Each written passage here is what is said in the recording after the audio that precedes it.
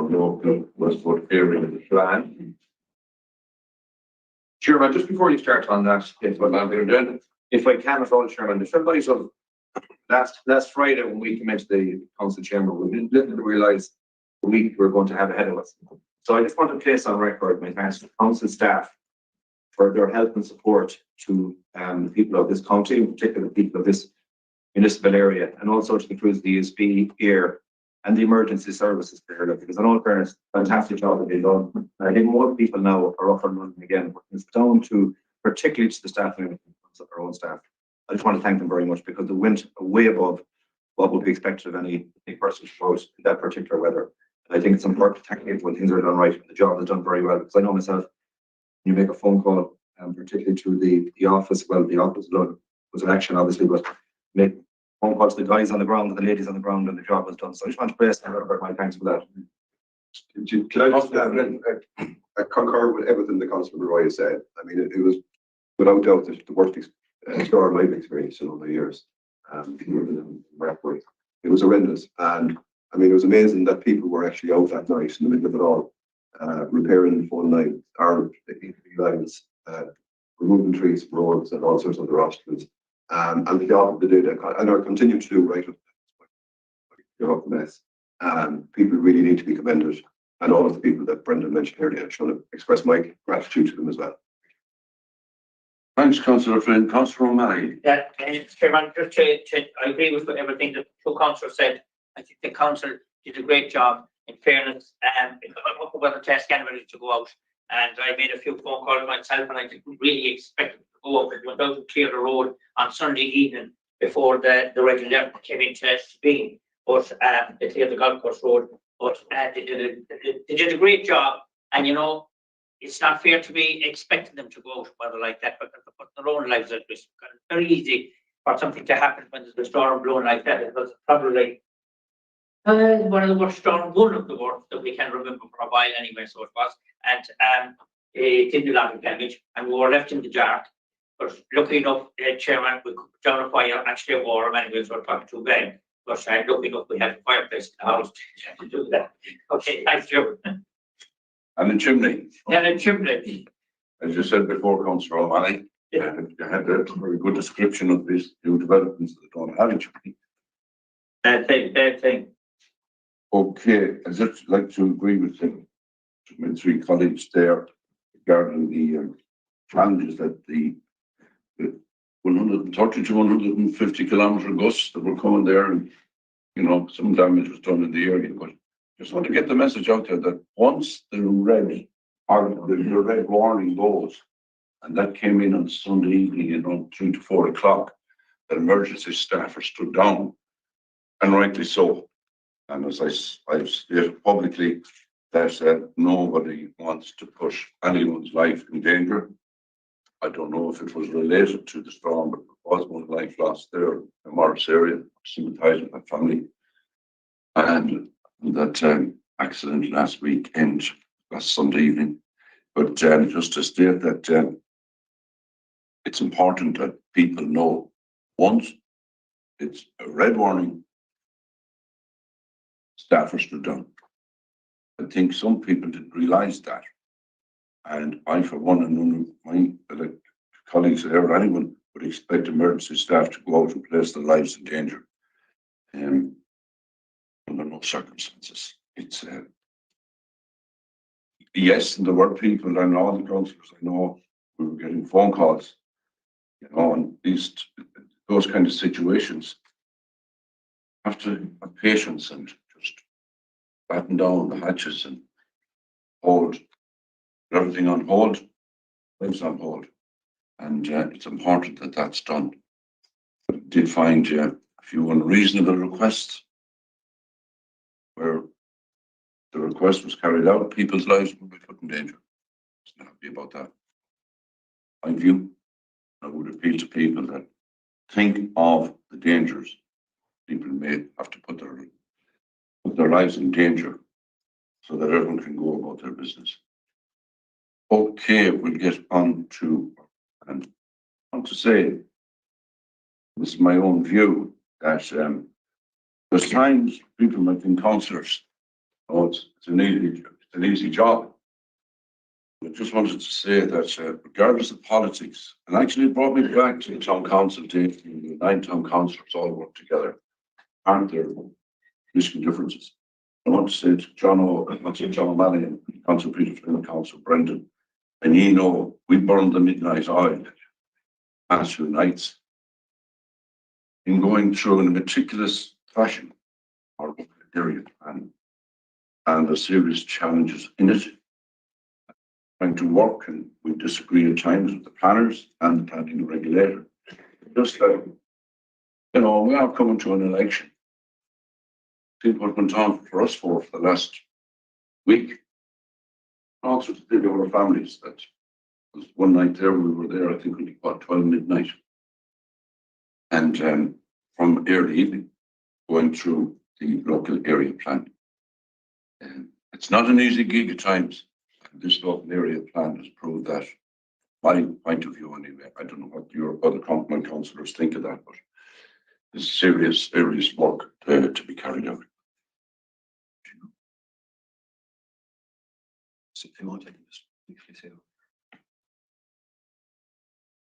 Chairman, I would hold you. I've said enough thus far. Just to briefly remind everyone where we are in the process.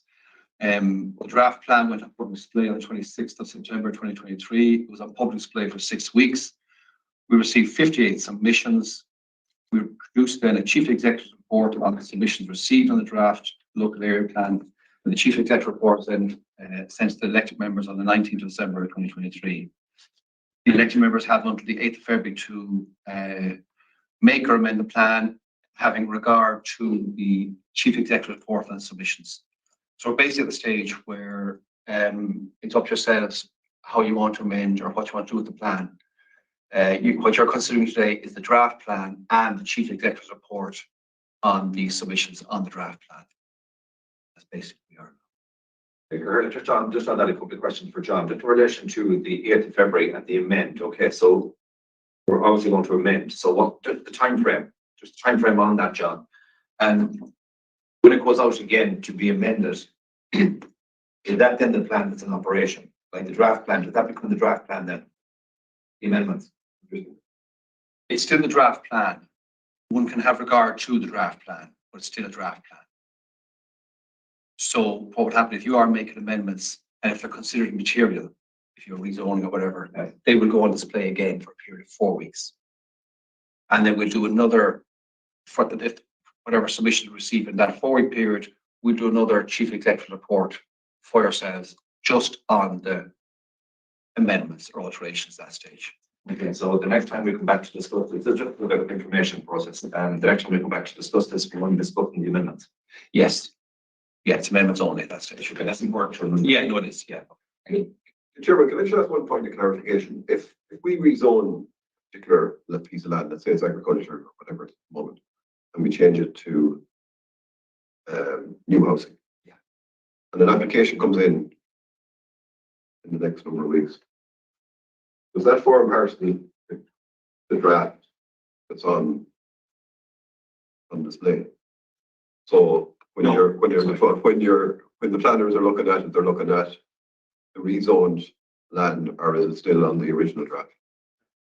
No, it'll be still on the original because that would be out for consideration at that time. It'll be on public display. No planners was on public display. So. No, but the next stage now, okay. If you're changing, only the changes go out. Absolutely, but I suppose the original draft was on display and that form the basis of planning commission right now. We're going to have regard to it, but we would more. Okay. You really are having regard Okay, to the previous zoning. No, that would be the stuff that goes on public display again. Any changes, we couldn't have regard to those for any sort of application. No. Even though we had, no, I know this probably outside your hands legislation wise, even though regard was had to it the first time it went out on public display. Just to clarify. Draft, it was regard to the draft the first time it went out on public display in relation to any planning permission that come in the middle of that. You would also note it, but you couldn't base any decision on a draft zoning. No. You couldn't make any decision based on a draft zoning. See, there'll be other elements that could be in relation to projects, that kind of stuff, like objectives, and you might maybe funding applications, that kind of stuff. But generally, as far as zoning, no. So in relation, I don't know any decision, but in relation to a plan, if a planning permission was lodged with this office and the draft was in process, the draft is out there, you would take regard to the draft. In relation to the zone. You have to bear it in mind. If it was a zoning that had not yet been finally determined, we could not base a decision on it. Not make our decision based on a draft zoning only. We would have regard to the last zoning that was in the last development plan. We can have a regard to that too. They're all factors, but you could not base your decision on a draft zoning. So Chairman, in other words then, does that mean that you wouldn't grant plan? Well, it would be subject to lots of different considerations, but the zoning that was only in draft would not be the underpinning zoning. Couldn't do that. No, but if you do amendments now, and the amendments are on display, the ones that haven't been amended, you can probably, at that stage, you can probably have more regard, you can have regard to that. That's what it really means. Because when something if you haven't changed it, we assume it won't be changed after it. Okay, I guess you'll consider it again, yeah. That's really what they mean by as far as have regard to the draft plan in that period. I appreciate that. I'm not very clear, Catherine, on relation to the planning district. Maybe we can talk through that. So, planning permission, okay, the plan goes out for public consultation. So a planning permission comes in the middle of that.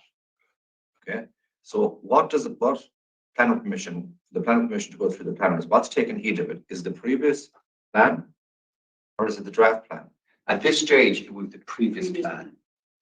But after the 8th of February, if you do changes, say you change 10 items of zoning, I'm just picking a figure here, and you can have regard to the ones you haven't touched because they can't be touched again. It's really only at that stage you'd have regard to the zoning in the draft. Just to clarify, when we talk about the previous plan, we're talking about the plan that was made by the town council. Yes. That's when we said the previous plan. We're not talking about the previous draft, because that is the last iteration of the members' decision. So if that has changed in a draft, we would have to go back. We would be very, very, very reluctant to make a decision based on a new draft. That would not be something. I think we need to get clarity on this now, because I mean, there is a live application, right, where there was particular specific commercial mixed use zoning on a piece of land. I don't want to get into the detail, but I mean, on the old Westport town environs, that was zoned appropriately. Yeah. On the new local area plan, it's G-zoned, but I saw the letter and it looks like it stated that it wasn't. They couldn't pretty much withdraw your planning application because of that. So that means that the draft local area plan now is the document, not the previous environment plan. I'm talking about specifics. We would be negligent in our duty if we didn't tell people that the new draft had made significant changes. Yeah, it's not. No decision has been made on that application, so I think that's really important to bear in mind. Can we do 5 minutes of hearing public just for a second? I'm going to John shortly, but come back to the point, just to John for 5 minutes.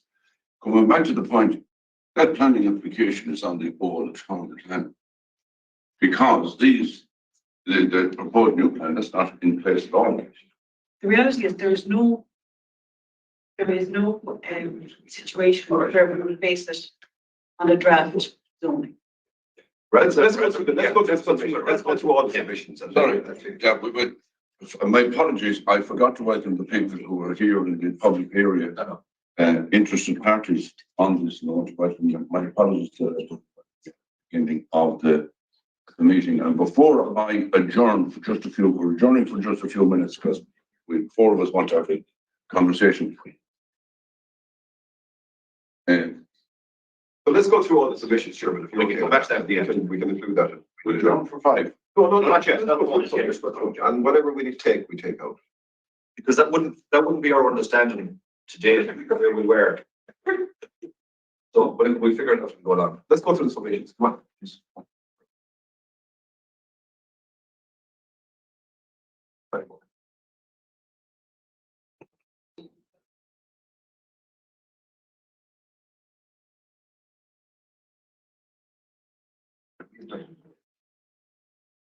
Sorry, Would you go? do you want us to go through the submissions one by one? Well, because you only have to regard them, like. Yes. But you should, if the list there on table 2.1, can you just maybe touch on any kind of significant ones that you know? Okay. That work for people? Sorry, a moment. Can you hear? Is that okay, lads? That we just go through the list on table 2.1 and then if you highlight any changes within that. Does that make sense? Probably you should start on page 8 with the planning regulator. As opposed to just go through the list. The list one of them. Well, I see where to start. Well, I thought we were supposed to give due, I mean, the chief executive was very clear, so we have to give due consideration for it, so let's give it due consideration, so the chief executive was happy.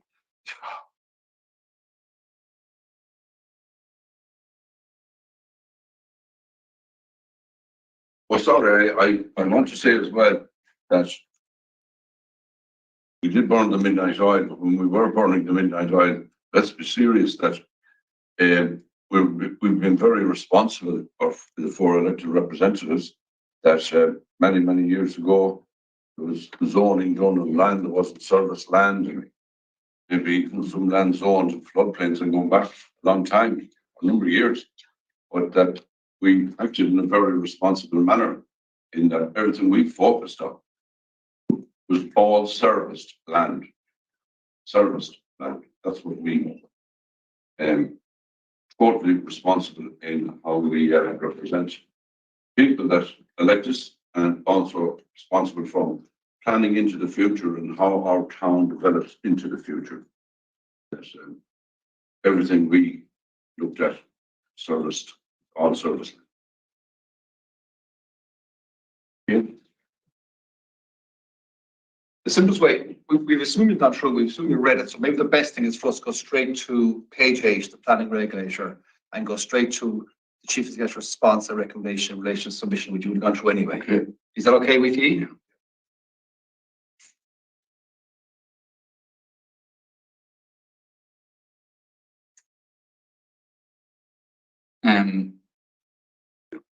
Okay, thank you very much, Mr. Chairman. Yeah, the submission from the planning regulator, there were, it was 4 recommendations and 2 observations.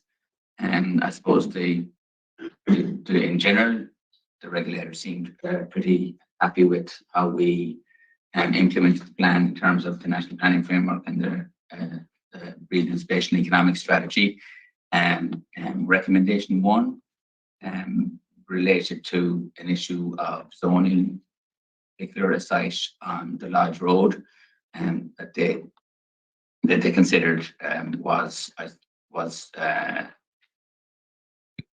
exceeded the amount which we were required to zone, and was to a degree beyond the core of the town, not sufficiently sequential.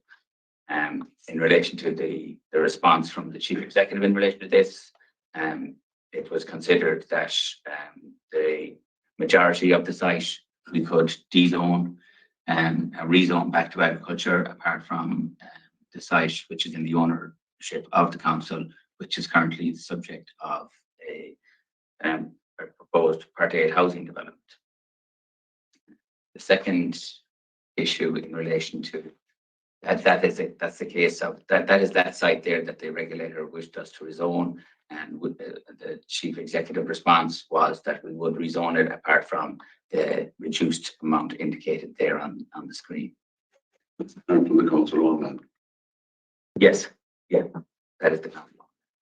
And there was some minor issues in relation to the table 2.2 in the plan, where the regulator had just some minor observations to make in relation to the inclusion of units per hectare, some minor alterations in relation to the actual amount of new residential zone lands. We propose to amend the table accordingly, as indicated on the screen there.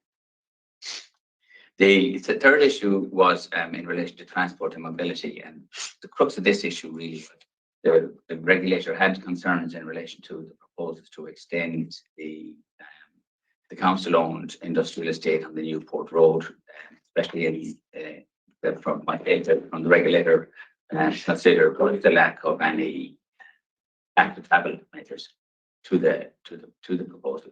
And the chief executive's response in relation to that recommendation was that there are actually active travel measures proposed along the golf course road, which will indeed tie in with a new entrance proposed on the golf course road into the proposed extended area of this industrial estate. And so that is how the chief executive addressed this proposal.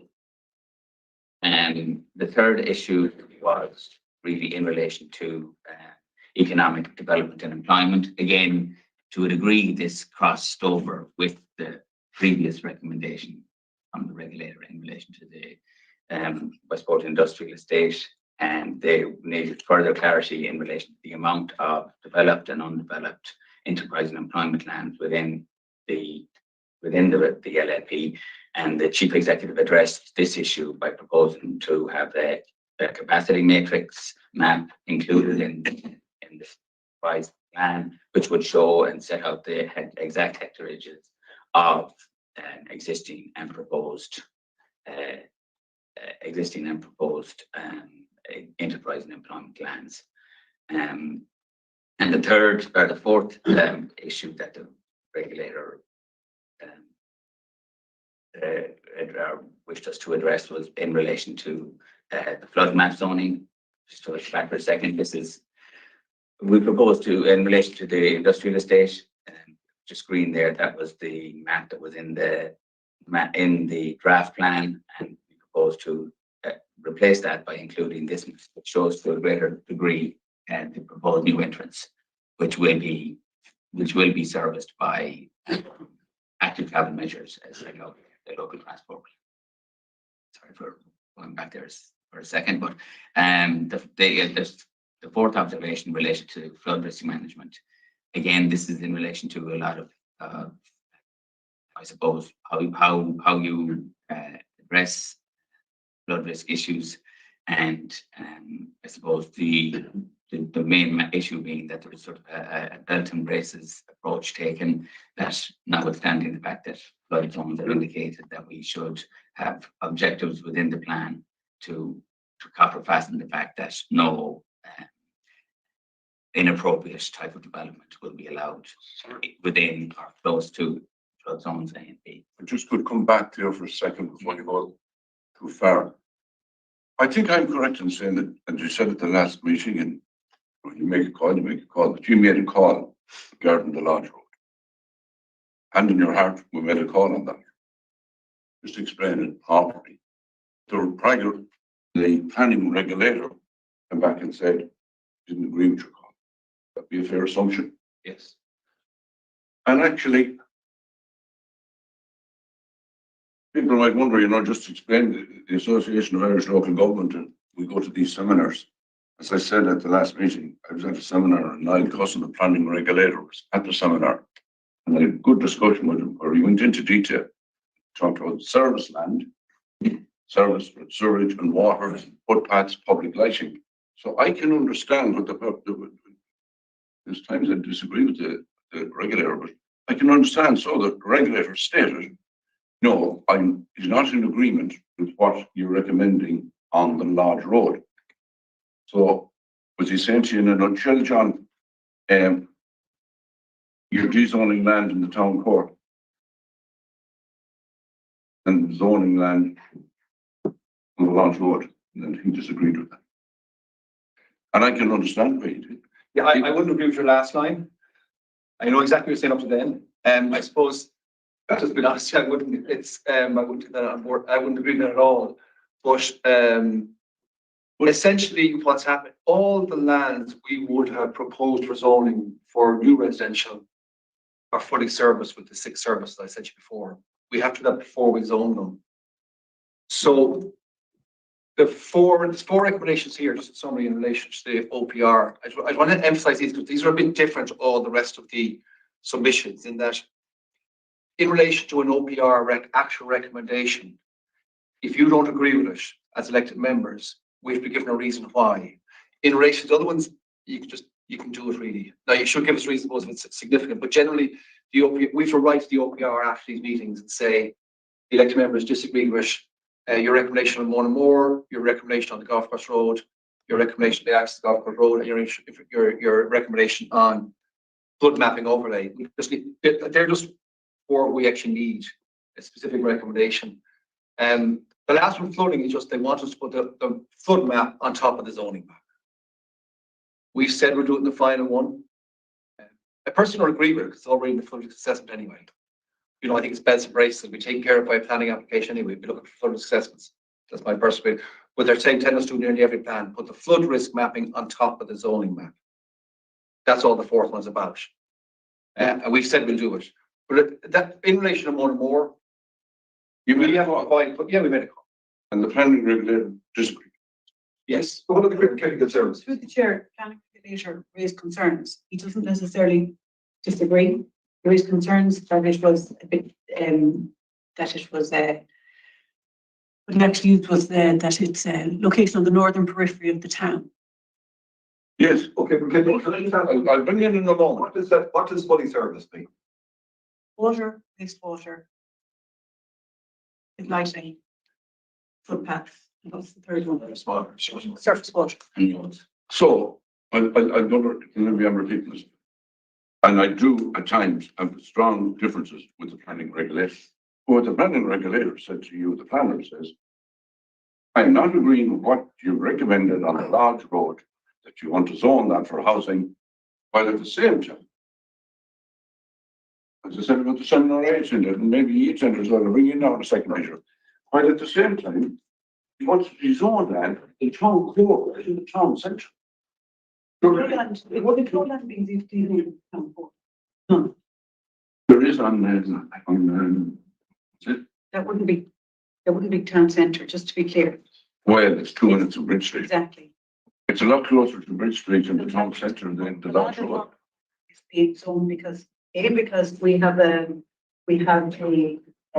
project which the members green lighted should be sent to the Department for Affordable Housing on council owned land. There is a rationale behind it, which, as I said, by the recommendation of the chief executive, is to reduce that down to 0.89 of a hectare, which I don't think is unacceptable. But again, it's a decision for the members to make here and now. We will take your instruction. Chairman, look at, we had the debate about the large road last week as well, and we were told by yourself, Catherine, that there was a footpath and lights all the way down to Mulmore. I walked that road last Tuesday or Wednesday, and I'm telling you, you would not let a child on that road. You certainly wouldn't let anyone out buggy on that road. It's a disaster. There's heavy traffic from Burn Express, from the NCT Centre, from Burke Waste, from Fireworks, Homeland, all of those things. It's a really, really dangerous road. There's no footpath all the way down. It's broken, and particularly the top part of it, the large road piece, which is in private ownership. So, like, even if we got a footpath tomorrow morning, we'd have to go into negotiation with landowners. Then there's another landowner further down that also is impacted.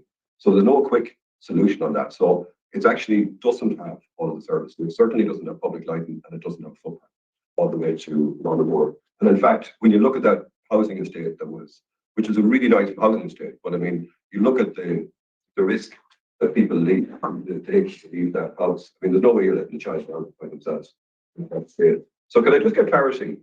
There's a significant amount of active travel money assigned for that road. Can I get clarity? How much has been assigned for it, and when will the work be complete? And this is really important because without that footpath and without those lights, we're putting people at risk on that road.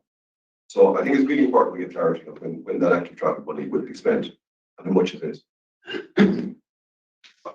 You're in agreement with me, Councillor Flynn, that we're both agreeing with the regulator, actually, his views. No, to be fair to the regulator, I mean, I've seen comments by another council in municipal district in the last few days, you know, saying all things about the regulator, but it's just the regulator.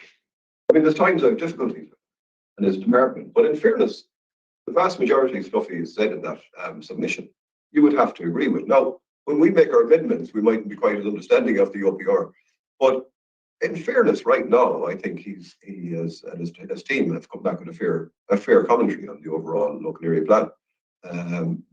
That's what it was. So, as I said, I thought it was very fair what he said about the large road. Maybe bring back in the, as I call it, the British services, town court, town centre. So can I get Charlie to actually have money when the money, when the footpath will be shared, that path is doing it. Just on that one, Dave, you know that the local, Westport local transport plan is in the course of being prepared and we should be through the full process later this year. And it has identified short-term, medium-term and long-term measures within the plan. You know all this, you've seen the plan. And among the short-term measures is the project you've referred to. And the short-term measures that will happen within the next 5 years. Specifically, when we get an allocation from the MTA for the project is yet to be determined, but it is identified as a short-term project, and I think work has already started. There's an allocation for the appointment of consultants to commence the process, so we're largely out of the blocks with it, in any case, because while the local transport plan was being prepared, we were still getting annual allocations from the MTA for projects. In other words, work didn't stop because we were doing a local transport plan. There were projects being funded on an annual basis anyway. So that one will be one of the very early ones to progress. So 5 years and we've no money, is what you're saying? Possibly less than 5 years, yeah, because it's possibly out of the black. Well, I thought there was specific sum of money allocated to Bond Street Yeah. and to that road. There is, yeah. There's 100 grand was allocated for that road last year, so. But the all like that would be first Yeah. project. Yeah. Okay. Within a 5-year period.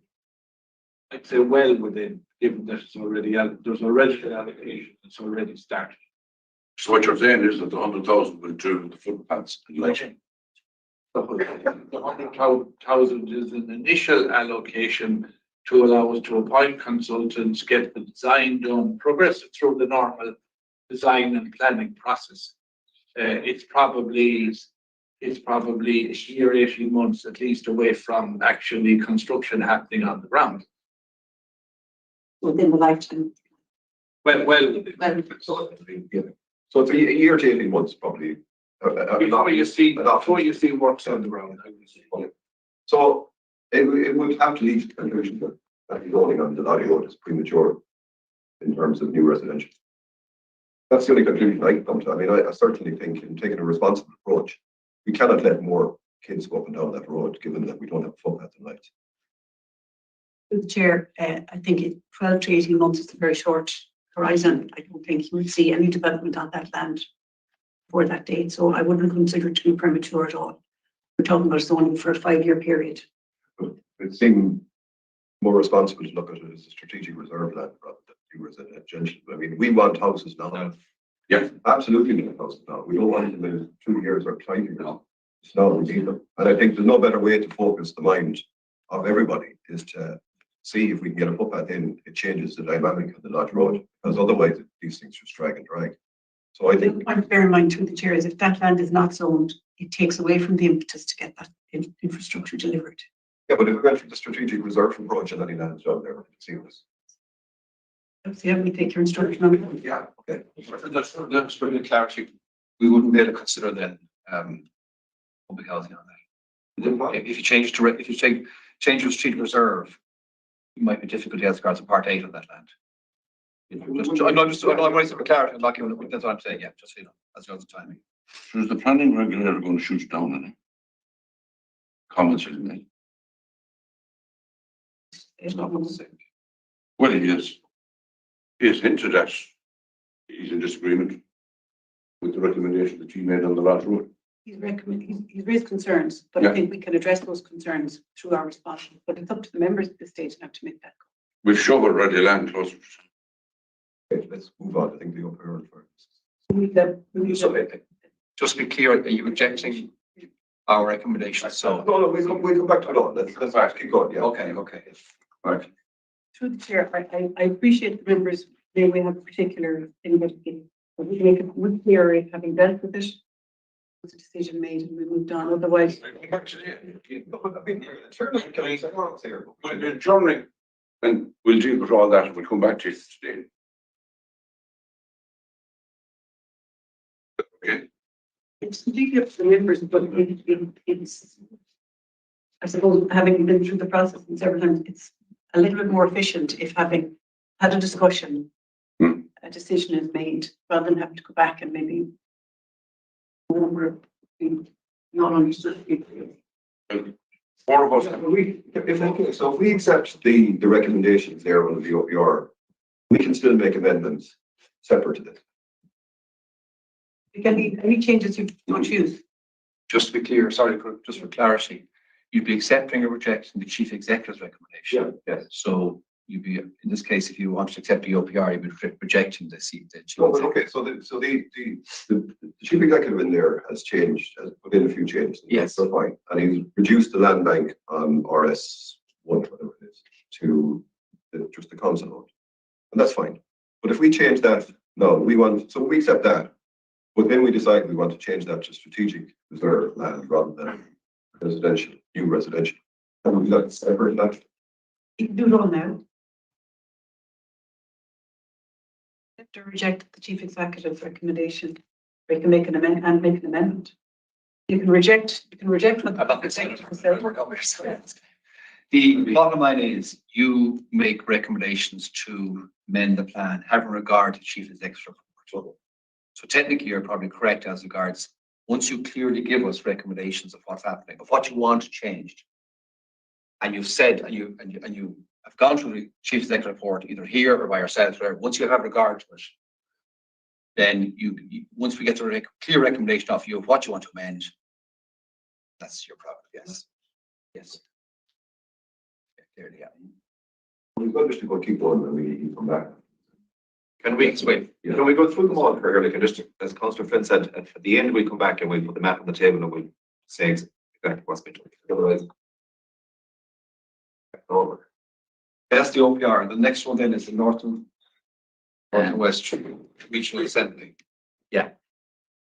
And well, I finished, I think, for the chairman, wish to intervene in relation to the flooding issues, which the CE has CE report addressed the OPR's concerns by proposing to overlay the flood map onto the zoning map and to slightly change an existing objective so that there is a greater clarity on what is and what isn't allowed or to be considered within or close to flood zones A and B.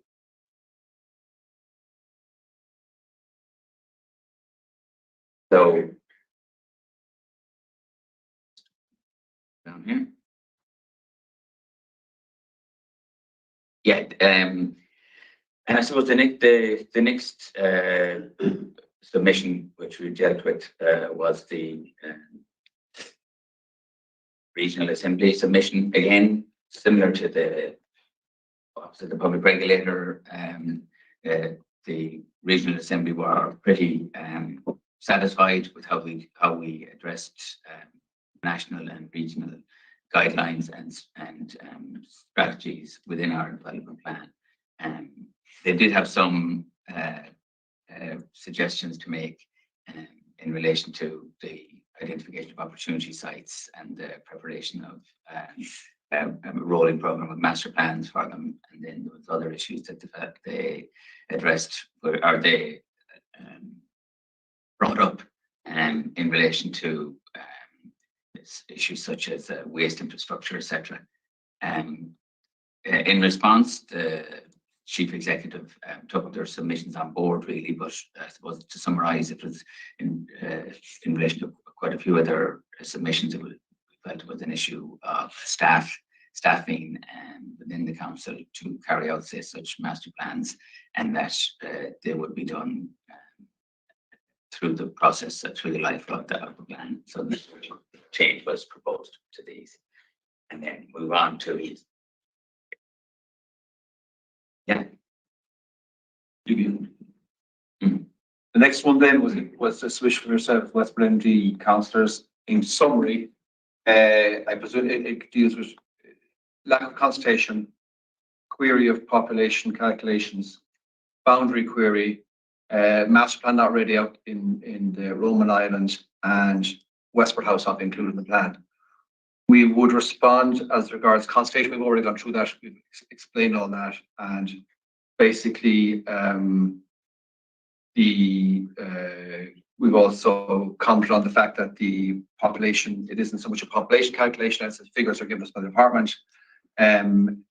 We've also responded that the master plan is a key objective of the draft NAP, and we've also contend that Westport House is an integral part of the plan, as it's not that it's actually not the plan, it's an integral part of the plan with its own chapter.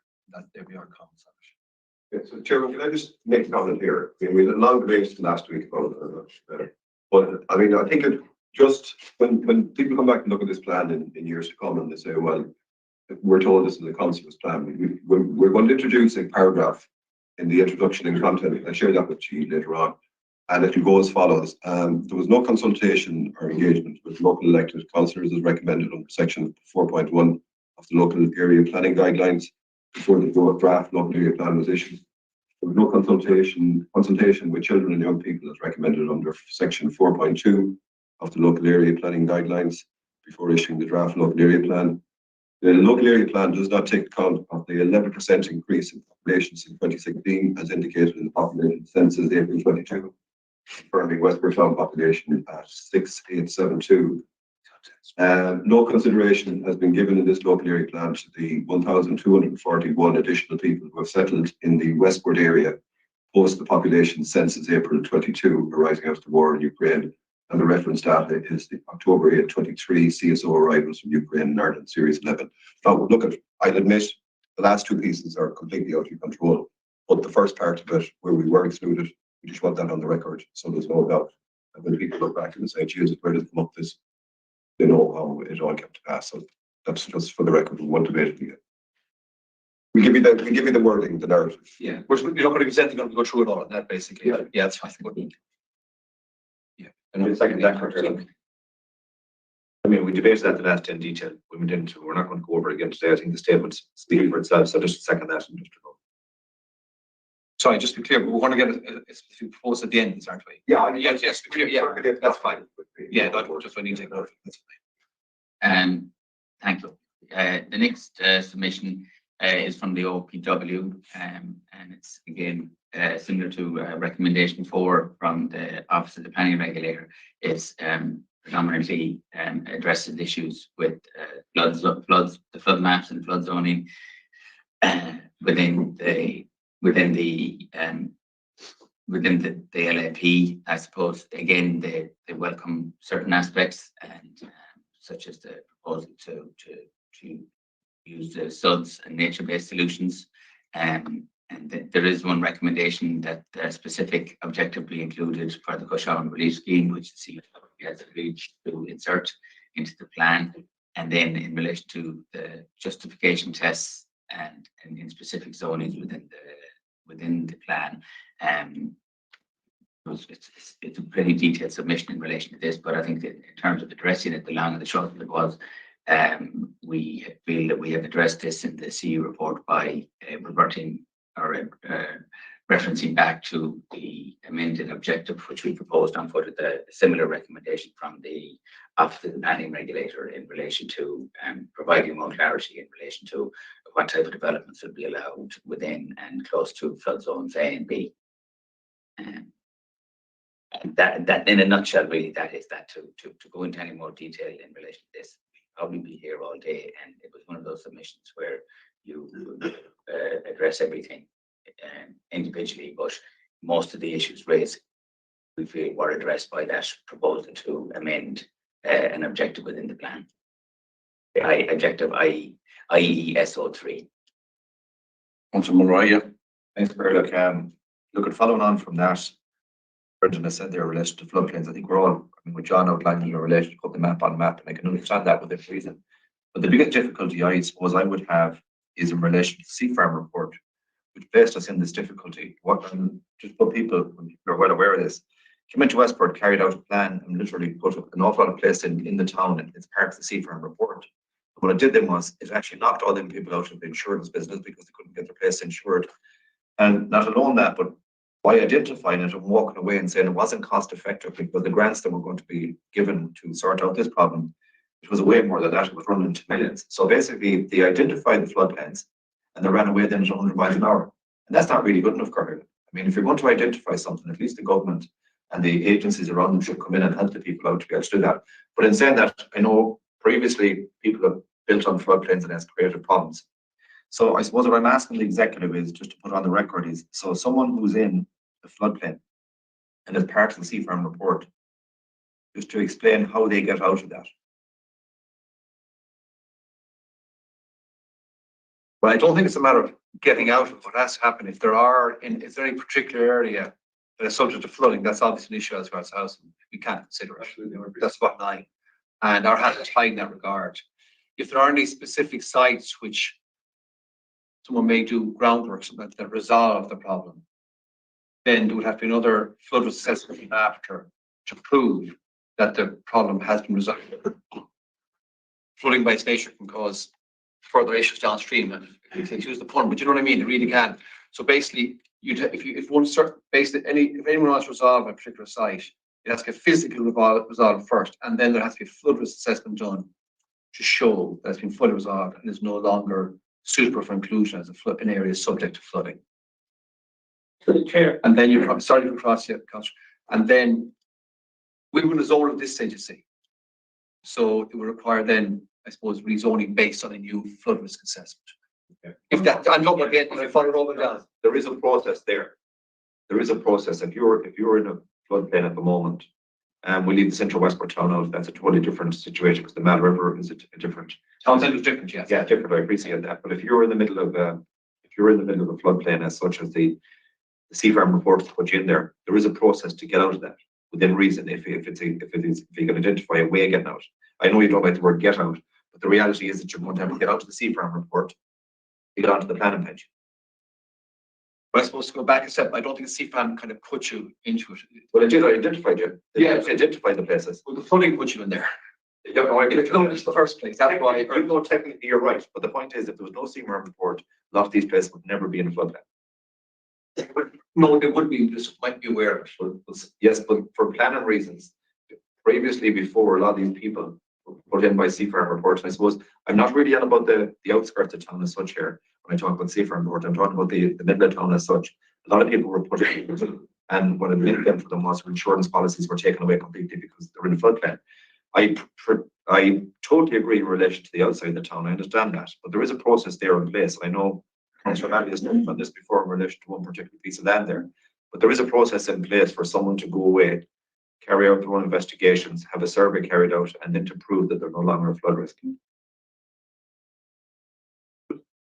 That there is an agreement to review the Sea Farm report for Westport and specifically the conclusions that the solutions were non-cost beneficial. There is an agreement to conduct a review of it.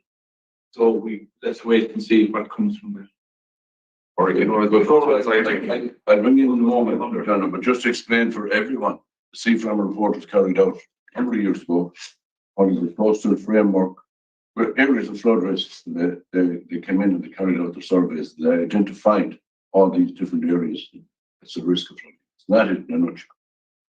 Just for people who might, you know, we understand what Sea Farm is. Some people might say, what's the Sea Farm report? Just to explain what it was.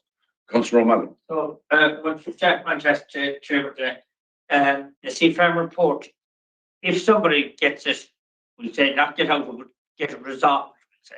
If it gets resolved, then who makes the final decision and who pays for the final decision to carry out the report that it is resolved?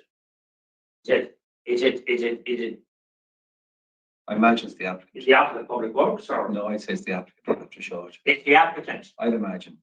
And then, I think it but then, Chair, will he accept the applicant's final report? I presume that then would have to be looked at by the OPW.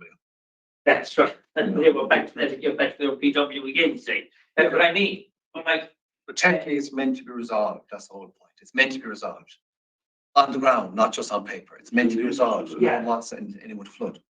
So, It would be in the- if you know, There's two different things at play here, I suppose I shouldn't have branched into it really. The Councillor O'Malley's point is a valid one, it's a live one.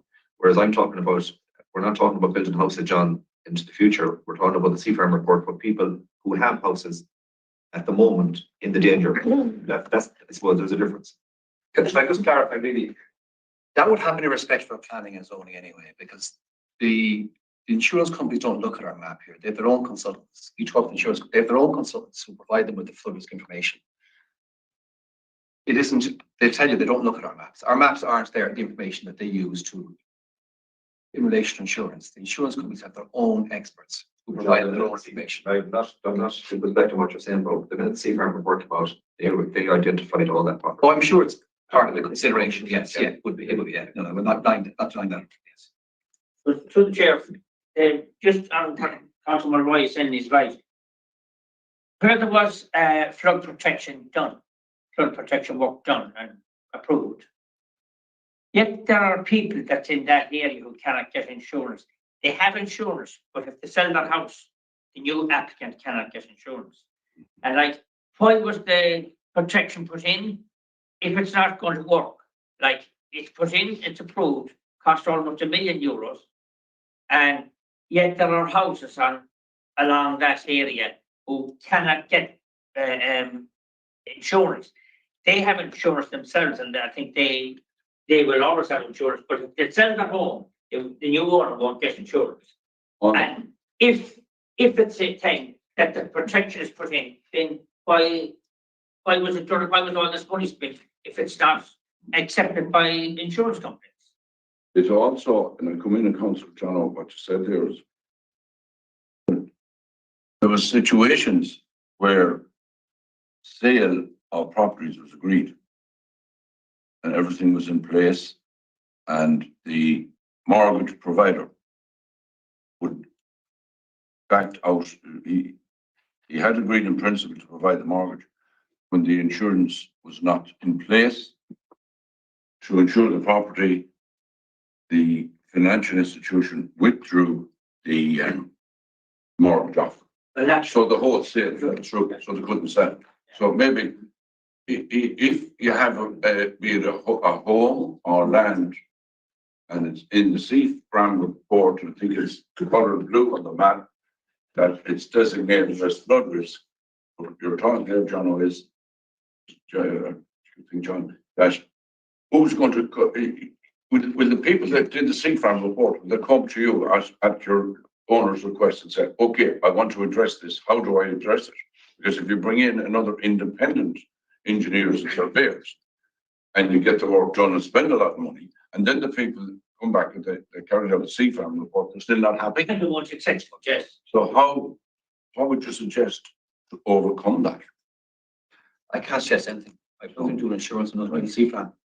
I literally have nothing to do with them.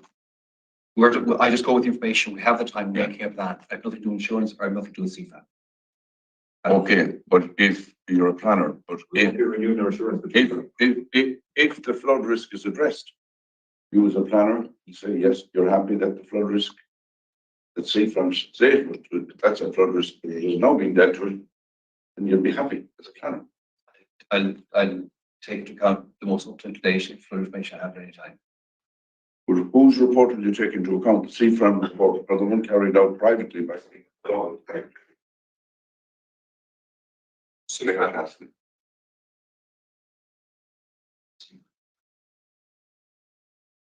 Okay, John. Is that okay? Next submission is from Irish Water.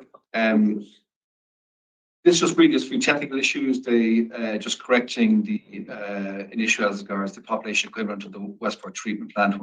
We had 4,700. They say it's 5,269.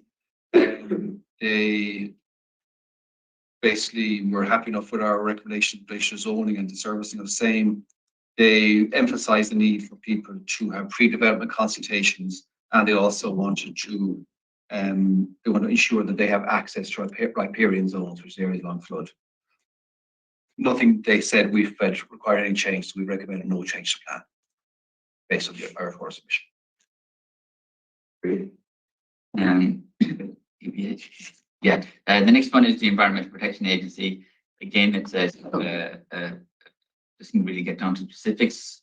Well, the specifics it does get down to is in relation to the process regarding the strategic environmental assessment to a large degree, and it just outlines best practice measures within the SEA process, which I think we have applied as part of the plan. So again, no changes were proposed in part of the submission.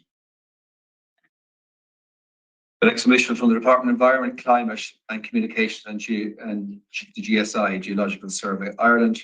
They welcomed the objectives and policies in the plan in relation to climate change, climate action, district heating, built environment, renewable energy, waste, and we recommend no change to plan based on submission. The next one is from TII, Transport Infrastructure Ireland.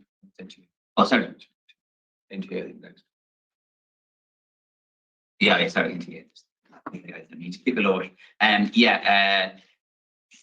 There is a number of issues. The first one, again, in relation to the Westport Industrial Park, and they required that we ensure that there are active travel measures constructed to this park. When I reverted back to our recommendation to the OPR in relation to this, which we feel addresses that situation. Other issues they raised is in relation to the release of strategic reserve lands, future road developments, and car parking. So basically, we took everything they said on board, and as a result of this submission, we just proposed 2 minor changes in relation to the time frame for delivering short-term active travel interventions in line with what's proposed in the LTP, and also in relation to the development of a parking plan in line with what is proposed in the LTP.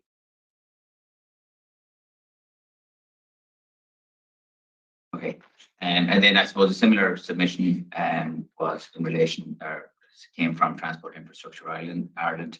Again, this was a lot of this was a sort of a generic submission, similar to the one we received in relation to the with regard to the county development plan in relation to the protection of national roads, and again, I suppose the standout issue related to the Westport Industrial Estate, which I think we have dealt with already in both in the OPR and the NTA submissions. So such there was no changes proposed to the plan.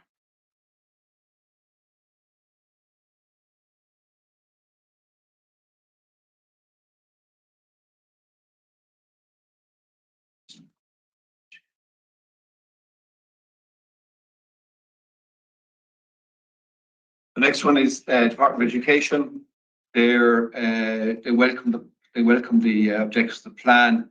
They asked for a protective land buffer around each zone to allow for expansion. They wanted land specifically zoned for educational facilities.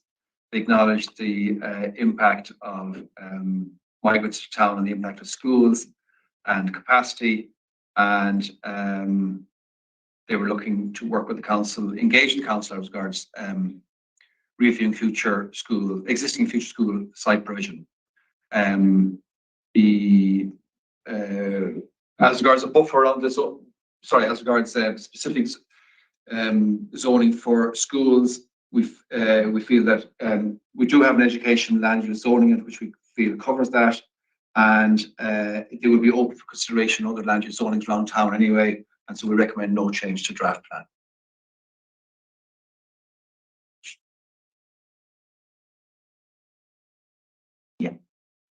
Yeah, the next one, the next submission we received is from Fudge Ireland, and again they welcome the inclusion of a tourism section within plans, what it should reflect, and they also address the future proposed within Westport House and Domain, and they have some concerns with a proposal in relation to development the absence thereof. And so the, in relation to that proposal, we proposed a minor change to an objective in chapter 9. We said development which would be sympathetic to the landscape and it would be allowed to allow for public access. What was that there, about 20.2 million, is it? An investment Yes, in Westport in House. Westport House, yes. Just on that, Mr. State, that's going to be a game changer. What's happening at Westport House regarding footfall into the town and what's going to be provided there for locals and for visitors. And it's compliment the I want to compliment the families involved in that. And the people, the amount of people that will be attracted into Westport as a result of what's going to happen at Westport House is going to be a great asset for our area in bringing tourism into the town. Multi-million euro investment, and I want to compliment them on that. It'll be good for Westport, for the county, and for the west of Ireland, and for the whole country. Okay, thanks, Dennis. Yeah, We're on page 35 now, section 4, and these submissions are in relation to zoning. yeah. The first one is from Finbar O'Neill. It's in relation to a request to remove lands from strategic residential reserve. And the recommendation from the chief executive is that there be no change to the draft plan. Can I just get clarity, why isn't it removed? I mean, it's given a false impression. I mean, it's adding extra, probably about a half acre to the strategic zone that isn't real. Because it's now built upon. I mean, there's the old house in front and there's the house and the land that he's building on Quarry Lane. Yeah. So why aren't we just removing it? Well, we don't feel it impacts on his ability to develop as it is. It isn't full. We didn't think we could put it as existing at the time when we did the draft plan. Because that would have been 4 months ago. We didn't feel it was sufficient done to first, and I said it before, we would have put them existing if we could have. And it's been clarified recently that strategic residential reserve won't be subject to the RZNT or anything, so we don't think it impacts. So we'd stand up. We don't think it makes a difference. For him. That's our recommendation. No change to plan. Well, I suppose we will definitely be adding in some reserve land. Okay. So I suppose what we're trying to do is take a bit away to give a bit back. So I'm just saying, like, is there an advantage in taking this away if it's already existing? But at least then it's reducing the footprint there and what's reality. Maybe a case to be made for you changes chief reserve to existing. So what you said, you don't have to just be honest. Yeah. That's definitely what we won't fall out over. We might fall out with a few others, but that's what we want. So we keep going. You're going to give us recommendations after. We're still on that. Yeah. Target. Okay. Yeah, the next one is the Key Residents Association. Seeks to the open area referred to has been for 13 houses should remain as open space. Again, the chief executive report in this instance is no change to draft plan. That's what you're referring to there is the green area at Springfield Drive. Yeah, so Yes. this submission came without an actual act. Can you get my head around this? Can you get my head around this? Help me out. When that was developed back in the 80s, Springfield Drive and all that lovely state up there, Wood Park Avenue and all that. There is, and the Westport Key Community Centre is there. But that green area, wouldn't that have been a planning condition at the time that a percentage of the whole development must be green area? Would I be correct in saying that? I don't know back in the town council days, to be honest, it would have been so specific, but there would have been a green area shown on the map. Right? Yeah. Wasn't there national recommendations really when these housing estates were being built that a certain percentage would be a green area? Well, that would be dealt with on planning application, yes. But I couldn't give you the natural figure for that. No, The not bottom line is, I suppose we've proposed owning it. For a particular reason, we know that I think it's clear there's also there No, but I go on and maybe I'm branching out as well away from that key area that years ago where people went in and bought their homes, bought their mortgage, life changing for them, big challenge for them, and they succeeded, and they're living in those areas now. And they went in, and it was a beautiful green area. It could be the key, it could be any other part. What I'm worrying about is that green areas that were set aside at that time. Now, our planners looking at, well, we'll take away that green area now and we'll go building houses. And I see that being proposed the key area, or there are other green areas in danger, which I wouldn't agree with, because the green areas are set aside for public community or facilities, children, play areas of senior citizens to go out and relax. That worries me. To start looking at green areas that were in the planning, granted planning at the time, and the developer showed as well, when the developer was in, he had to do his budgets as well, and at the time he said, after buying this piece of ground, I'm going to build 10, 50, 100 houses, and he was compelled to set aside a specific green area. And now are the planners looking at, changing our minds now, we're going to build on those green areas. Because if I had a home and I purchased ground or a house in an area, and I was very happy in that place, particular emphasis on the green area I'm talking about, and now, 10, 20 years later, it's decided, no, we're going to cancel. Do you want to come in, Peter? Yeah, just look at, Chairman, I think we've discussed this and we've passed a motion already in the municipal district a number of months ago on this, saying that it wouldn't be recreation. So it would be included in one of our maps. So we've been changing the zoning from RS1 Springfield to recreation community reference submission we're talking about here. And the reasons for it, this area is long established football pitch recreation areas used by residents of not just Springfield area, but the entire key area. Cost should not be a factor in zoning lands. SRR1 and SRR2 border Springfield area.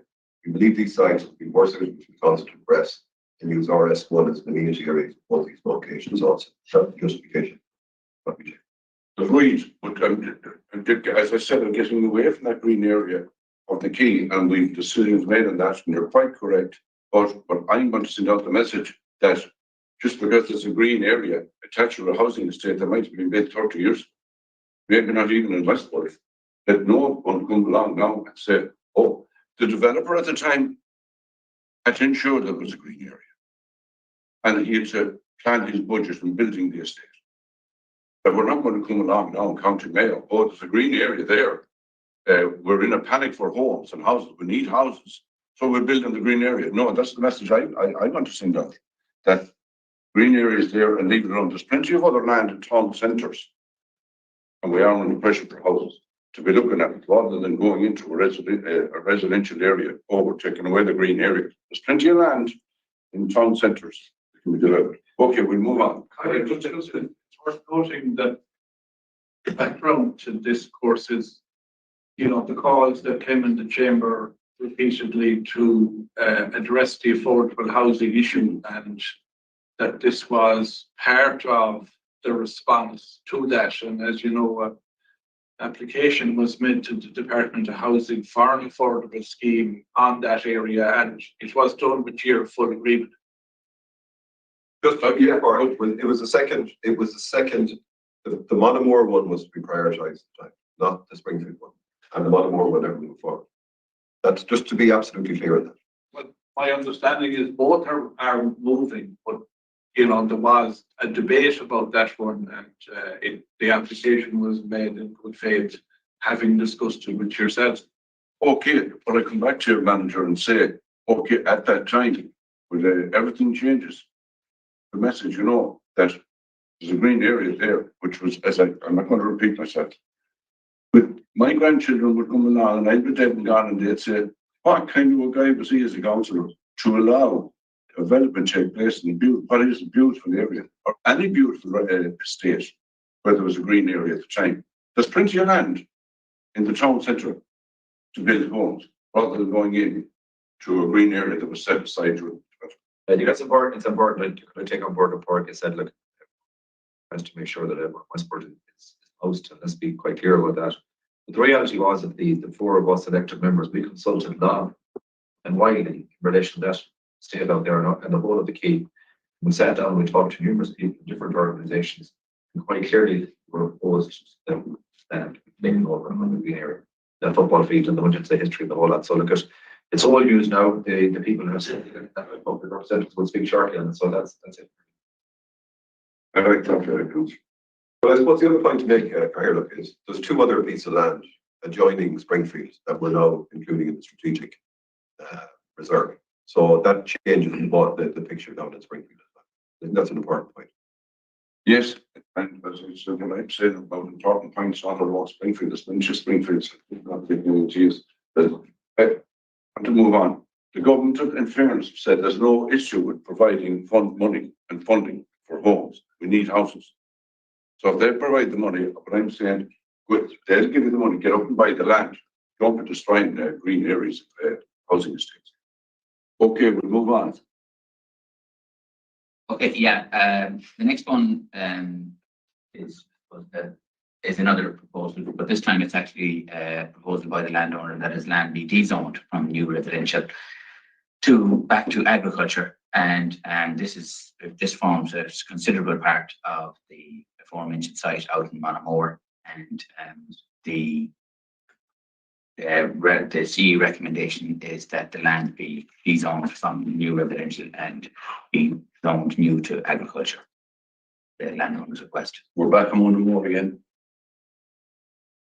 Okay, I'll move on to the next one. This is Cedar Park Properties in relation to an area of land immediately outside the proposed town boundary at Rossbeg.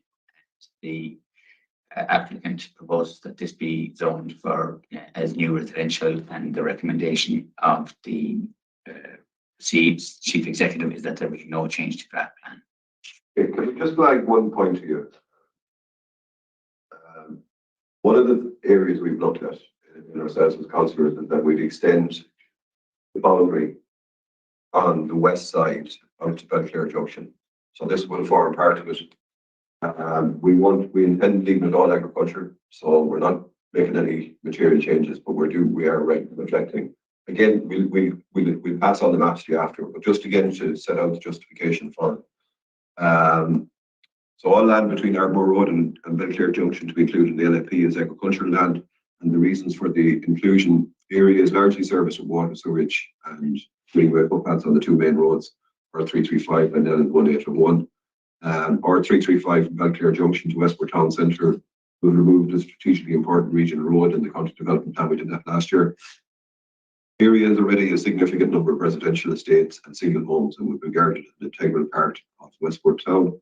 And furthest point from Westport Town Centre is 4.1 kilometre of greenway footpath all the way to Town Centre. And the furthest point from St. Columkill School, Key School, is 2.8 kilometres of footpath all the way along the L1801. So we will be looking to extend the boundary to the west side, and we'll give you the map to go alongside that. And again, just to be clear, everything within that will be agricultural. So What did you say was Cedar Park? that's just the company.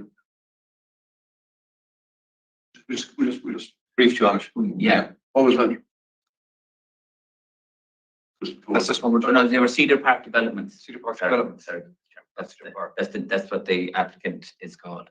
That's just what Councillor Finn's been talking about, the land Yeah. just outside the. The submission came from the submission. Nothing to do with Cedar. Oh, yeah. Yeah, It's just the name. Cedar Park Oh, Properties. Cedar Park Developments, yeah. Yeah. Oh, we're talking about the Cedar Park Estate. No, Oh, no, There's a Cedar Park estate there, and all those houses are, and the houses built there, sold, people queuing up to buy them, and it's on the edge of the town. and the next one is 7313, and this is in relation to an area of land, probably enough next to Cedar Park, and which is identified in the SFRA, the majority of which is identified in the SFRA as being within flood zones A and B, and the applicant asked that this be it's altered and that the site be zoned new residential. They're putting in a new culvert to deal with the flooding. Is that right? And, yes, And will that address it? Our recommendation is no change to plan. Yeah. So But to the chair, if that is resolved, can that be resolved? I mean, if it is resolved, the flooding. new culvert, the new culvert going in, and if that takes care of the flood risk, it's not actually flooding, it's just a flood risk. It never floods. But if the new culvert and takes care of it and it's proven to take care of it, can that go back into plan? Submission by Tom is wrong. To just roll. As I said before, if something was physically resolved on the ground, it would then have to be shown, I think, to the OPW, agreed by the OPW that it has been resolved. At that stage, then, if we were considering zoning again, but it wouldn't go straight back in, that would require change to the plan. Is that land in And Carolina? could anything be done, we'll just say if this was done next year, let's say, if this was resolved next year and the plan is already in place, could they apply then to have it developed if the report is clear and clearly states that it is not a flood risk anymore, that it has been resolved and it has been proved to be resolved?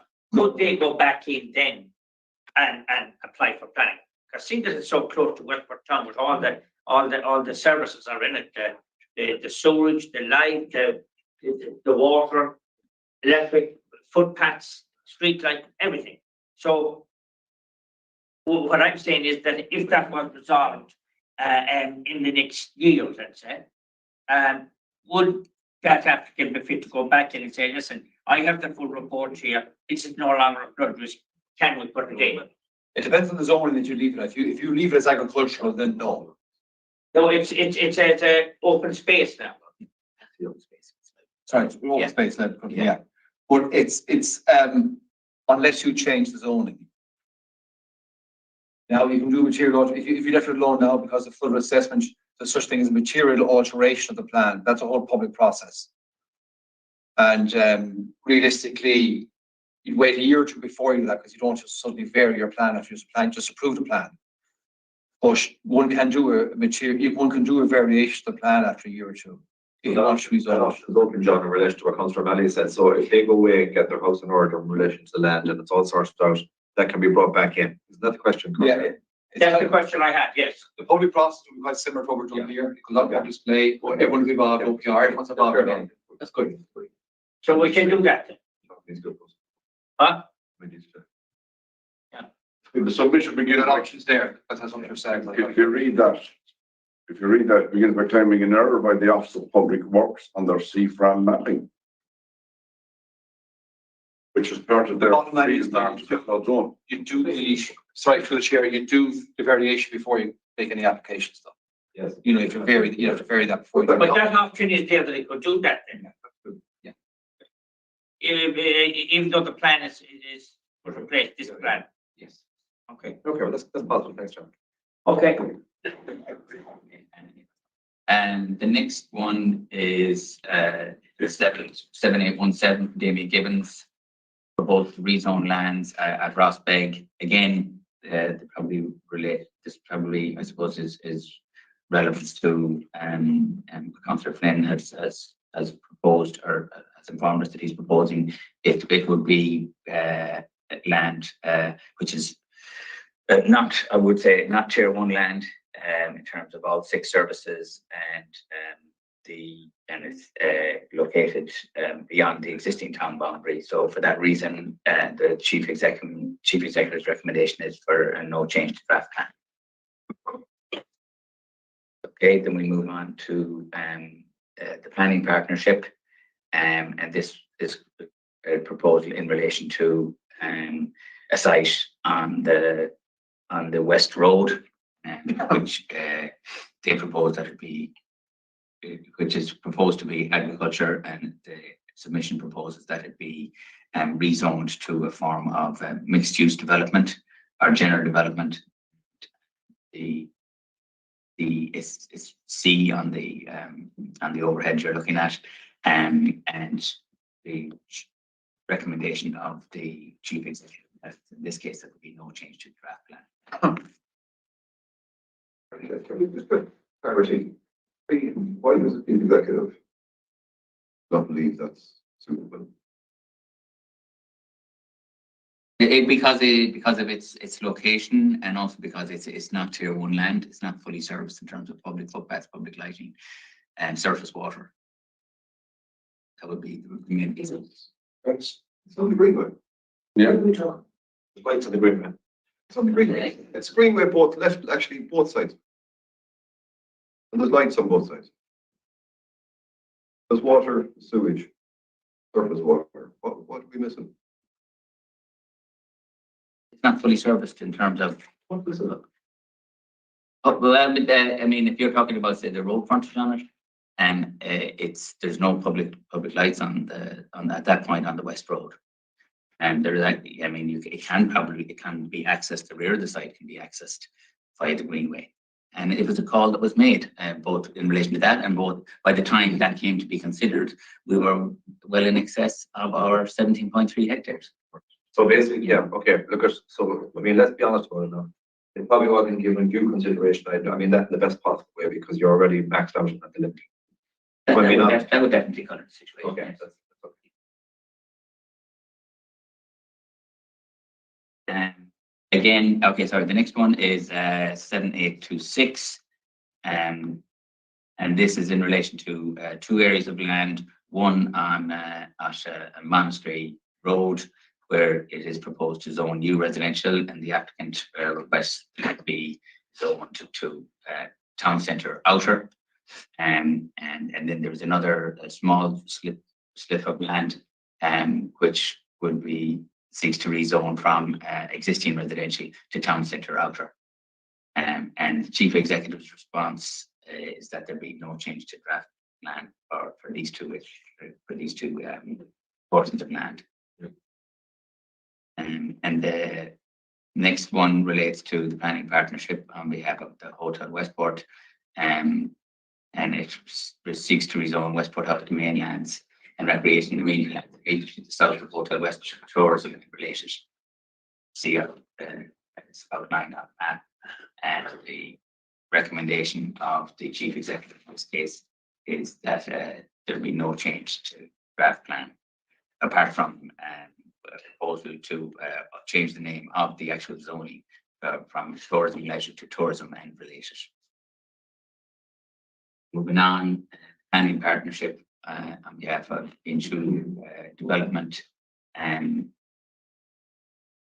this is a large an extensive submission, which proposed considerable, if not total changes to both the zoning map for Westport House and the objectives outlined in Chapter 9 of the LFP, and it was proposed. The chief executive's response was that there be no change in relation to the proposals proposed in this submission, and mostly on the grounds that it was considered that the LAP is drafted in relation to the future management of Westport House was sufficient. So just on the Westport House, Chairman, again, just so we have clarity, so people will look at this in years to come, we're going to include in the introduction 9.2, decision to exclude Westport House and domain from the land zoning map determined by the prepares of the draft LAP, no consultation of the elected members. And we're going to put in an objective there, WHDO 3, to encourage and facilitate where possible the integration of Westport House and domain with the town through pedestrian links and planned traffic in general. We're going to add in, keep the pedestrian access at Church Street open to the public. Keeping pedestrian access entrance at Church Street open to the public is critical to the integration of Westport House and domain with the town. So we'll be adding that objective to one of the objectives. Give you the word again afterwards, but just put it on the record. Support training. Data. It's open to the public. The gate in Church Lane is open. Public, yeah. The only thing, if I may come in through the Yeah. chair, as regards objectives, we're mentioned 2 years' time, look at how we progress on objectives. And of course, that's property in private ownership, so we may not be able to show much progress there. It's not in with our hands, I must be honest with you. But I just explained it. it's an aspiration. I mean, look, we went to huge trouble in the town council to get that link back in, and I mean, it's a critical link between Westport House. It's an explanation of the LTP as well. Yeah. So, and they acknowledge the fact that it is private ownership. Let's say it's a Yeah. private ownership. Yeah. Okay, moving on. The next one is a proposed rezoning. This is mission 40. Grady Architects is proposed rezoning of lands at Monamoor, and the recommendation of the chief executive in this regard is that there be no change to draft plan. And then the next submission is 41 from Tom Phillips and Associates, where it's in relation to lands on the Westport Road inside the new roundabout, which are the LAP has proposed that they be zoned strategic residential reserve, and the applicants asked that they be zoned a new residential as a recommendation of. That's on the Castlebar Road. Yes. Yes, the town side of the roundabout, yeah. In between the life of the roundabout. And the recommendation of the chief executive in this is that there be no change to draft plan. The next one is in relation to lands at Cuiga, I suppose the other side of the new roundabout. And this, as the submission requests that the land be rezoned to industrial, commercial, or a mix of both, type of a town centre, outer use. Again, the recommendation of the chief executive in this instance, there be no change to draft plan. Just again, just to put you on notice on this particular one, we are going to make a recommendation that this will be strategic residential reserve land. We'll have maps of it, and we'll have the reason. And I just to write into the record, reason for inclusion: Arbor Road clock is Westport at 2.2k. All lands along the West Road from Arbor Road are fully serviced with footpath greenway in both directions. And will have access to the old railway line greenway from Westport Quay to the town centre. Sorry, which site is this just in relation to the? Is this The Castlebar side of the. Sorry, we onto the. Oh, sorry, you're talking about the one I was just about to get. Sorry. Yeah, sorry, I thought you said that. In relation to submission 49. Yeah, carry on. Okay, sorry. Sorry. Yeah, sorry. So, and we'll have a direct access to the Key School and the two secondary schools, rather than encounter any road affecting their traffic. And there's a previous planning permission for 134 houses on P065 from 2007. So we will be including that as strategic urban in the. Sorry, councillor, is that the? Oh, is this the Monamoor lands? Or No, Nothing to do with that side. Coming out. No, Further up, no? no, coming out. Here, we're out here. Number Out to West 44. Sorry, 50. Where? I got way ahead. Yeah. You're gonna wait. Okay, sorry. Brendan, you're still on the Castlebar Road, I think. I'm still on the Castlebar Road. Sorry. Somebody coming from the north. Sorry. Yeah, but we discussed that in detail with the Castlebar Road. Yeah. Mhm. Yeah, so now we're down to 49. This comments on the preliminary outline of the proposed Roman master plan. And the submission highlights concerns over the zoning. They state that their property had an industrial use for 35 years and must remain so zoned. And the chief executive said that the map is indicative only, and that the LFP as drafted takes account of established non-conforming uses, and therefore there is no change proposed to the draft plan. Move on to number 50, which is who's planning and development consultant on behalf of Sean O'Grady. Again, this is in relation to a large tract of land which basically runs from south of the Greenway down as far as close to the Belcare Junction. Yeah. And they asked that this be zoned strategic residential reserve. And again, the recommendation of the chief executive in this instance is that there be no change to that class. We have that cost. Is that number that one? Yes, we have talked. Okay, fair enough. Yeah. We'll As the chief executive. let you know. Okay.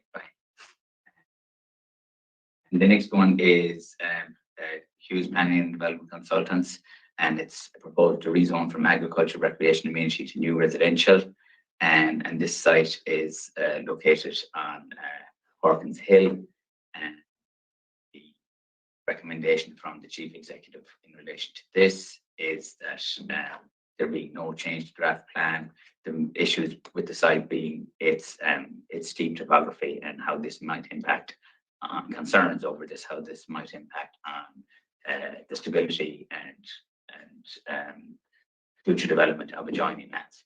We'll be coming back with our submission on that. Yeah, just to say that we've also discussed that previously in relation to, I mean, I totally disagree with the chief executive in relation to the elevation of that and the height of it, but as I said, we'll be coming back and we'll be dealing with that, because I would presume that was like the one we discussed previously where you reached the zoning figure and you didn't want to zone any further. That's the only reason I could come up for that decision to be made, because it's right in the middle of the town centre. But as I said, for elected members, we made a decision on that, so we'll come back to you on that. And before you leave that, and I'm not just talking, I'm going back again in general, I'm speaking in general, that we need housing, we all know that, but land in the, I would call in the town core, how anyone could come up with a suggestion not to develop that for residential. That baffles me. How could anyone go to rezone that? It's in the town. The more as you go to West Road. And I want to move on, but Yeah, we'll do. If I might, Mr. Chairman, You know, and just to point out one issue. if you're a developer and you look at Westport at the moment and you want to come in, the town it's expensive. Housing is expensive. So the more land, and as I said at the beginning of the meeting, we're not doing what the wrong things that were done years ago. We're talking, the four of us are trying to sell this land. And the developer comes in and I can't go to Westport, sure, the land is so limited, it's going to be a top dollar price. I'm not going near Westport. So we can't build houses in Westport. We need houses in Westport. And the service land there that being rezoned, I can't understand. But we're dealing with that. As I said, a lot of those missions that we've been flicking through, we burned the midnight oil and all that. Thank you. Okay, I'll move on then to the next one, which is 7852 Hughes Planning Consultants again. This is in relation to lands at Ardmore. Again, the recommendation of the chief executive in this instance is that there be no change to draft plan. That's from the Ardmore Road. At the junction of the Ardmore Road going out. That's right. And it's talking. The junction of the Ardmore Road, we're heading out towards Sheeby. That's the land you're talking. Yeah. Yeah, we've been coming back on that.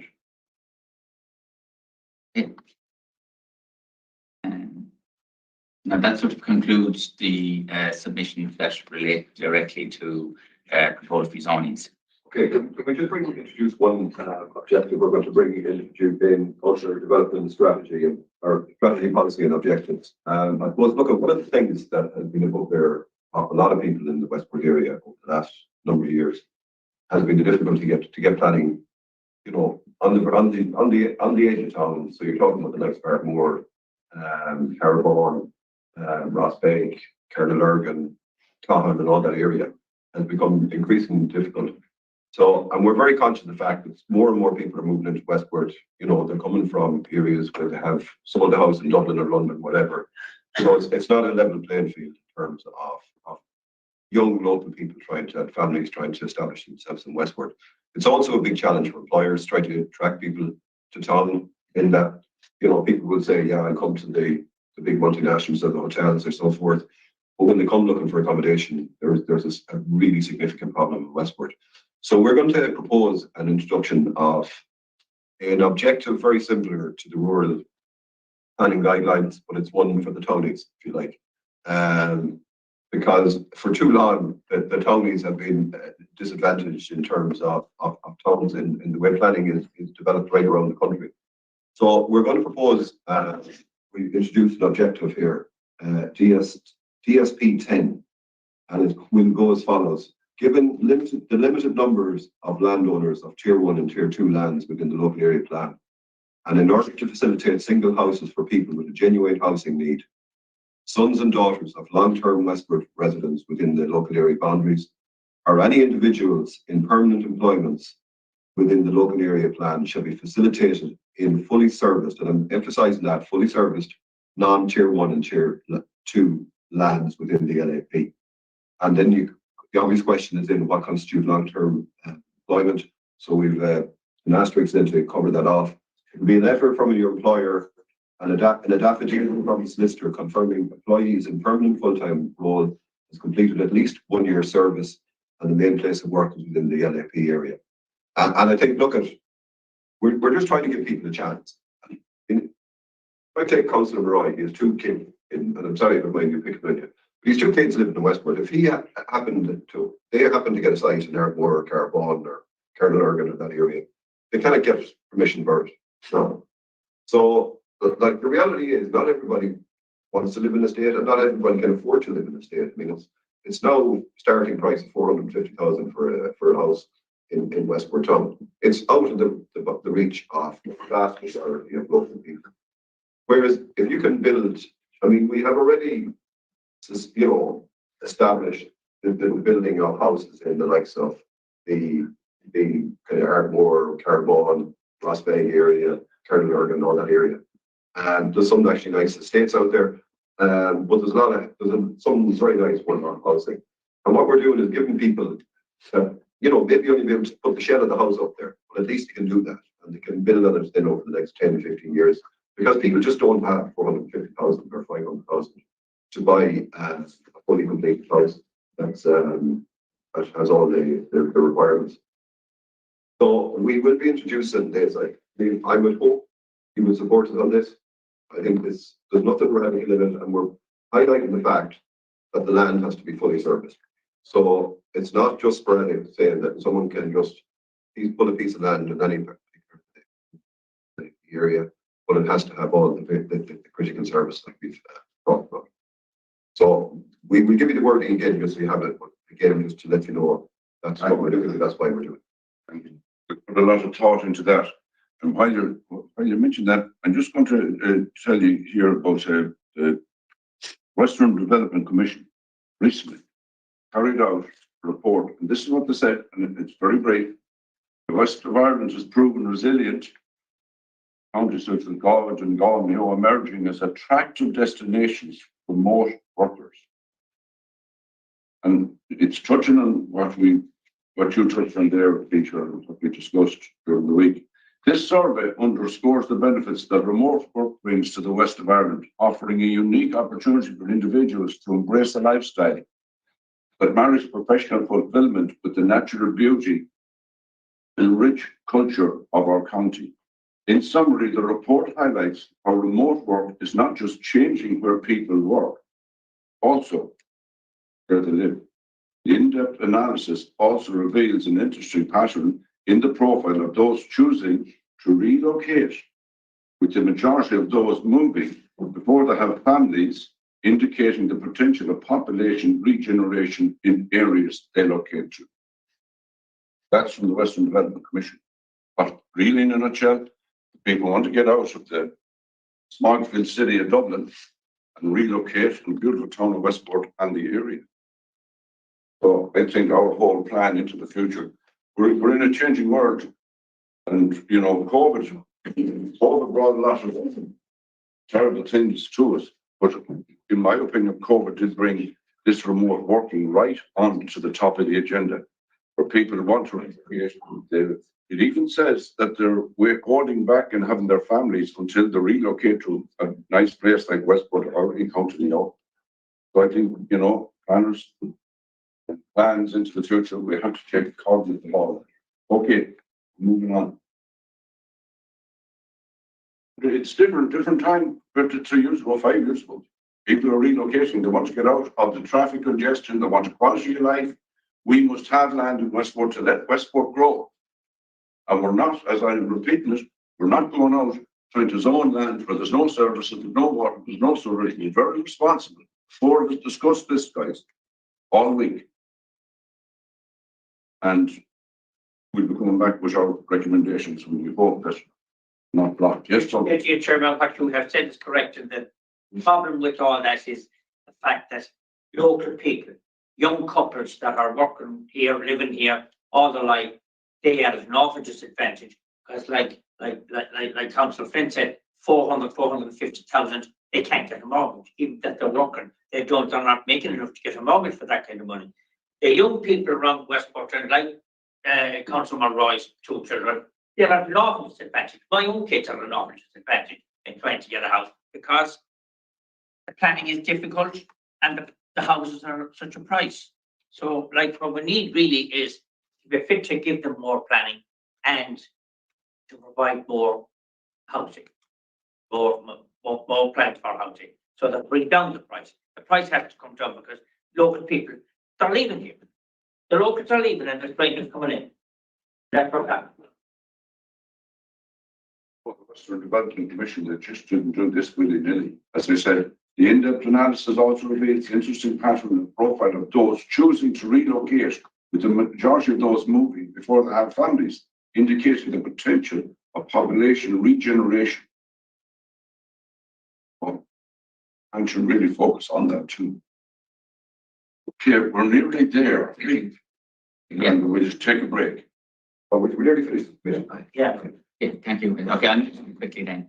And yeah, as I said, that's completed our submissions in relation to land rezoning. So from here on, the submissions relate to a mixture of concerns. The first one being from Benjamin Redo, and it's in relation to he sees the absence of objectives as regards the preservation of Mayo Dark skies, and the chief executive considers that this is adequately dealt with the public plan and no change to the draft plan is proposed.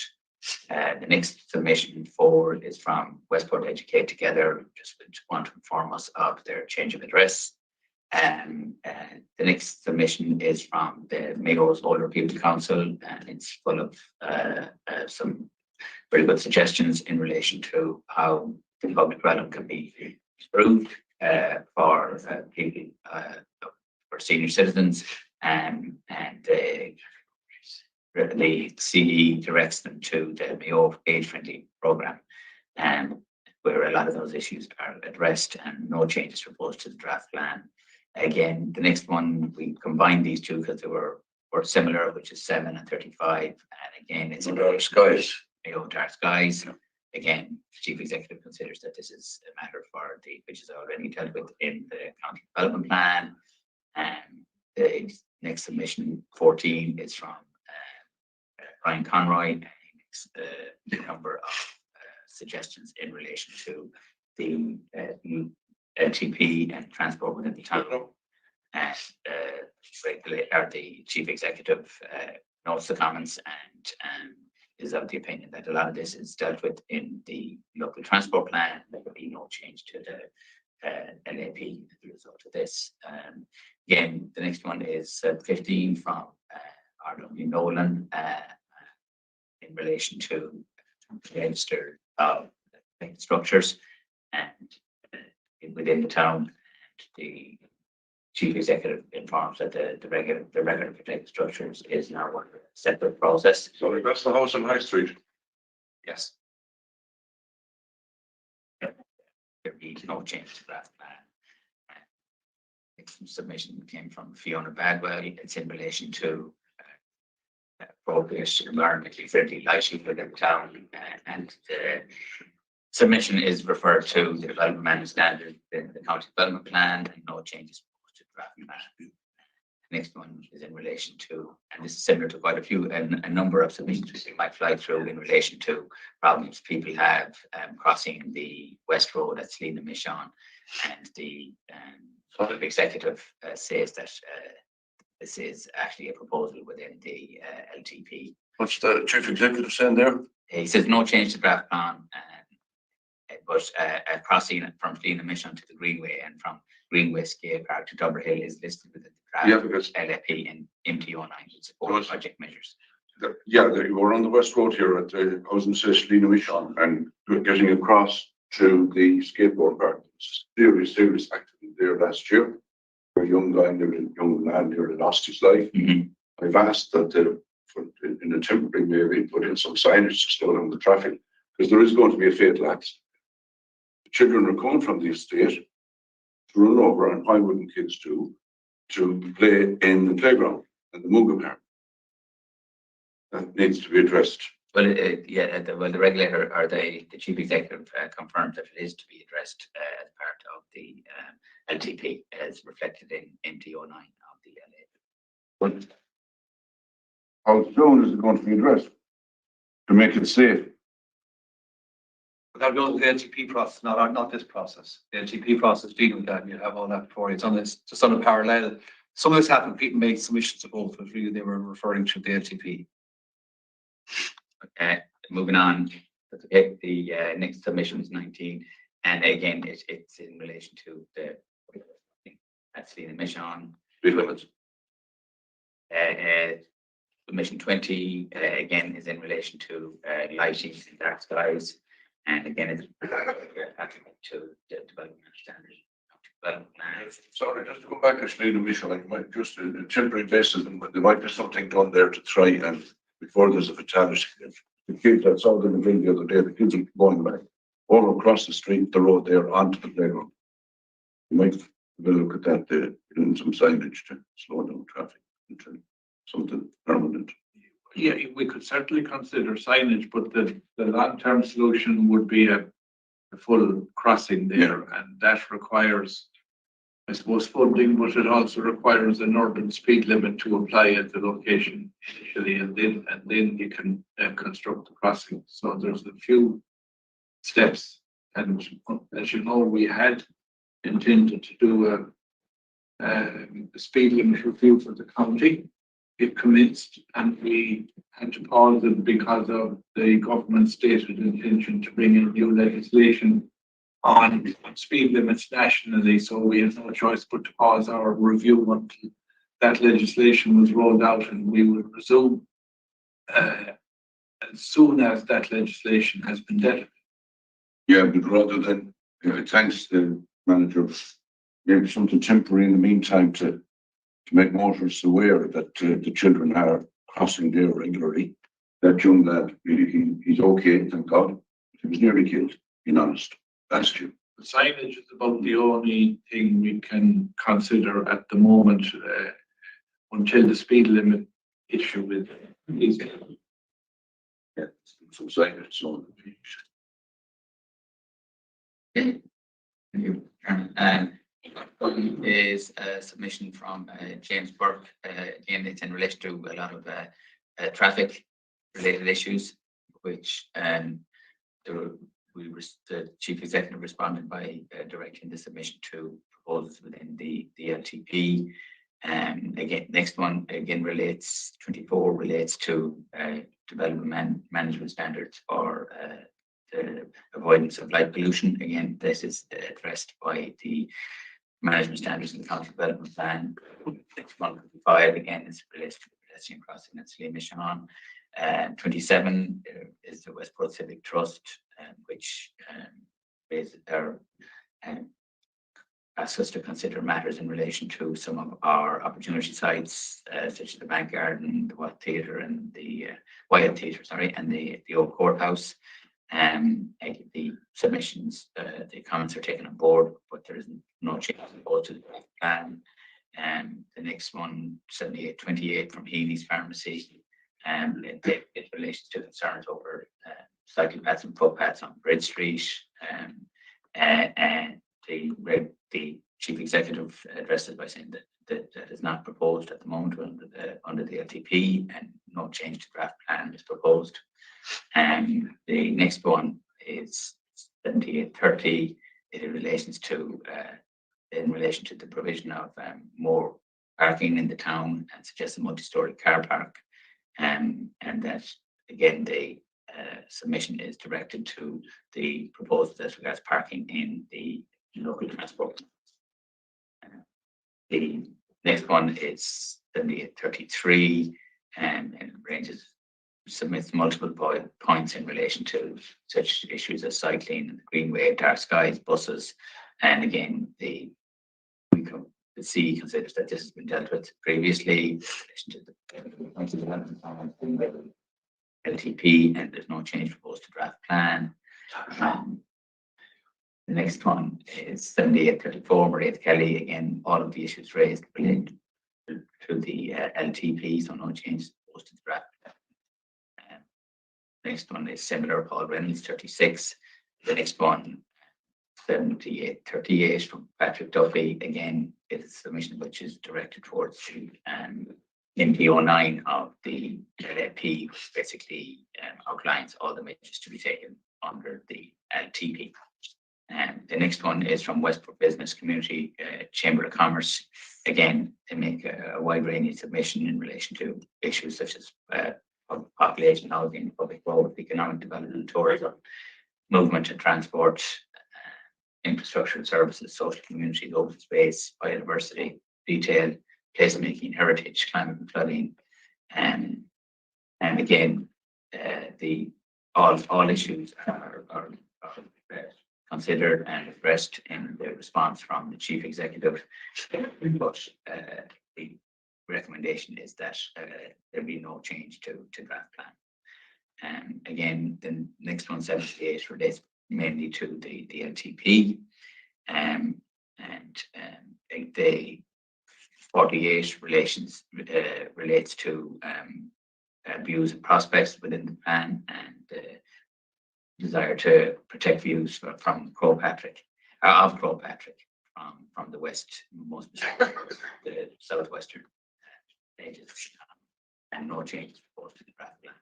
53 again relates to predominantly to the LTP, and 54 relates to flooding, recreation proposals, and economic development, and natural nature and wildlife transport. And the comments are noted and considered. The plan of the chief executive is that there be no change to the draft plan.